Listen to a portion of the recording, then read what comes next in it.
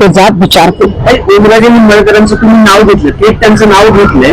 ओमराजे निंबाळकर हे निष्ठावंत शिवसैनिक ठाकरेंचे पण ओळखले जायचे. काल रात्रीपासून नॉट रिचेबल आहे. जे ओमराजे अगदी 12 वाजता जनतेची कॉल उचलायचे ते आता माझा कॉल कधी घेतला नाही बरं का ओमराजेंनी.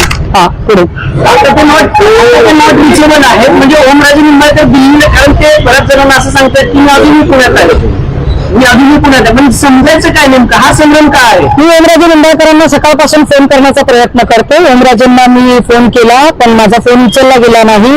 ओमराजेंच्या सोबत त्यांच्या धाकट्या भावाप्रमाणे सावलीप्रमाणे सोबत असणारे कैलासदादा पाटील यांना मी फोन केला होता. मी त्यांच्याशी सकाळी बोलले.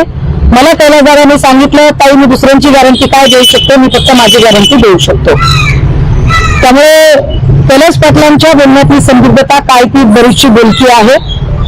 याच्या उत्तर जर असं वाटत असेल की नाही मी नाहीये त्यापैकी मी नाहीये तर गट स्थापन करायला किमान 6 लोक लागतात.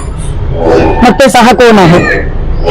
गट स्थापन झाला हा दावा कुठून होतो? नाही, प्रश्न असा आहे ना की जर नाहीये तर समोर येऊन का सांगत नाही? माझा प्रश्न तोच नाही ते समोर येऊन का